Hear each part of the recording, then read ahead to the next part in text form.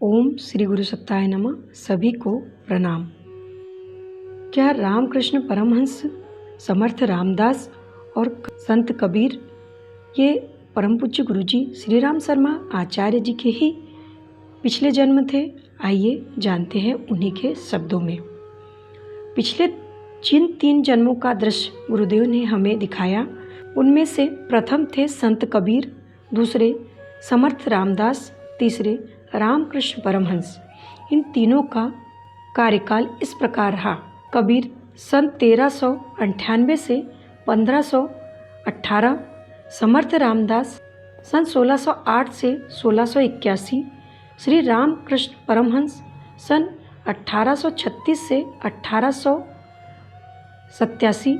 यह तीनों ही भारत की संत सुधारक परंपरा के उज्जवल नक्षत्र रहे हैं। उनके शरीरों द्वारा ऐसे महत्वपूर्ण कार्य संपन्न हुए हैं जिससे देश, धर्म, समाज और संस्कृति का महान कल्याण हुआ। भगवान के भक्त तीनों ही थे। इसके बिना आत्मबल की समर्थता और कसाय कलमशों का निराकरण कठिन है, किंतु साथ ही भगवान के विश्व विज्ञान को सींचने और समुन्नत विकसित करने की प्रक्रिया भी साथ साथ ही चलनी चाहिए। तो इन तीनों के जीवन में यह परंपराएं भली प्रकार समाहित रही। कबीर को एक मुसलमान जुलाहे ने तालाब के किनारे पड़ा हुआ पाया था।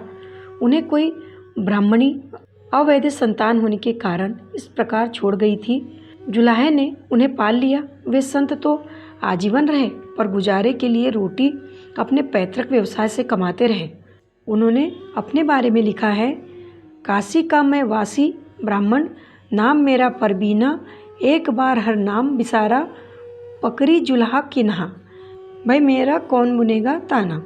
कबीर ने तात्कालीन हिंदू समाज की कुरीतियों और मतांतरों की विग्रह विडंबनाओं को दूर करने के लिए प्राणपण से प्रयत्न किए। उन पर इस्लाम विरोधी होने का इल्जाम लगाया और हाथ पैरों में लोहे की जंजीरें बांधकर नदी में डलवा दिया गया, पर ईश्वर कृपा से जंजीर टूट गई और वे जीवित बच गए।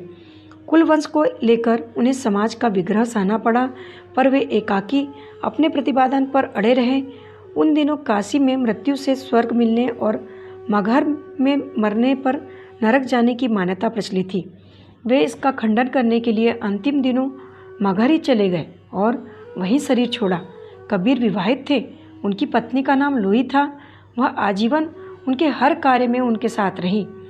जीवन का एक भी दिन उन्होंने ऐसा न जाने दिया जिसमें भ्रांतियों के निवारण और सत परंपराओं के प्रतिपादन में प्राणपण से प्रयत्न न किया हो। विरोधियों में से कोई उन्हें तनिक भी न झुका सका।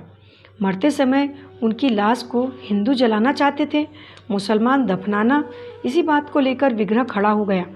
चमत्कार यह हुआ कि कफन के नीचे से लाश गायब हो गई। उसके स्थान पर फूल पड़े मिले। इनमें से आधों को मुसलमान ने दफनाया और आधों को हिंदुओं ने जलाया। दोनों ही संप्रदाय वालों ने उनकी स्मृति में भव्य भवन बनाए। कबीर पंथ को मानने वाले लाखों व्यक्ति हिंदुस्तान में हैं।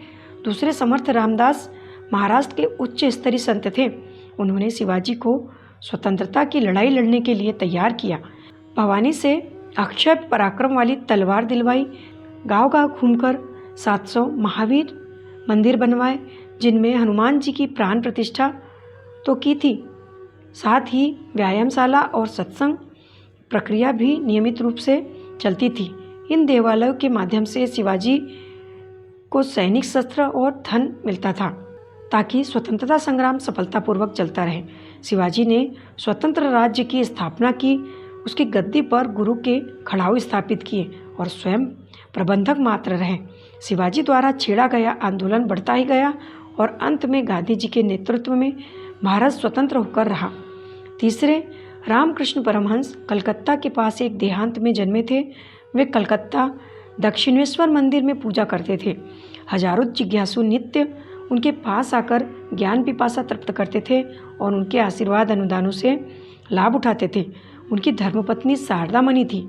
उन्होंने नरेंद्र के रूप में सुपात्र पाया और संन्यास देकर विवेकानंद नाम दिया और देश देशांतरों में भारतीय संस्कृति की गरिमा समझाने भेजा। देश में शिक्षित वर्ग ईसाई एवं नास्तिक बनता चला जा रहा था। विवेकानंद के प्रवचनों से लाखों के मस्तिष्क सुधरे। उन्होंने संसार भर में रामकृष्ण परमहंस मिशन की स्थापना की, जो पीड़ा निवारण की सेवा करता है।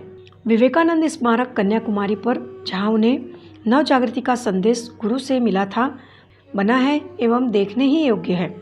यह एक आत्मा के विभिन्न शरीरों का वर्णन है।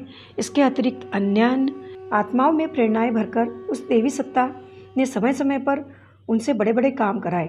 चैतन्य महाप्रभु बंगाल के एवं बापा जलाराम गुजरात के उन्हीं के संरक्षण में ऊंची स्थिति तक पहुँचे और देश को ऊंचा उठाने में, भगवत भक्ति को उसके वास्तविक स्वरूप में जन जन तक पहुँचाने में उस अंधकार युग में अभिनव सूर्योदय का काम किया। यह 3 प्रधान जन्म थे जिनकी हमें जानकारी दी गई। इसके बीच बीच में मध्यकाल में हमें और भी महत्वपूर्ण जन्म लेने पड़े हैं, पर वे इतने प्रख्यात नहीं हैं जितने उपयुक्त 3 हैं। हमें समग्र जीवन की रूपरेखा इन्हीं में दिखाई गई और बताया गया कि गुरुदेव इन जन्मों में हमें किस प्रकार अपनी सहायता पहुँचाते, उठाते और सफल बनाते रहे हैं। शीर्षक समाप्त। पुस्तक का नाम युग दृष्टा का जीवन दर्शन, वाङ्मय 1।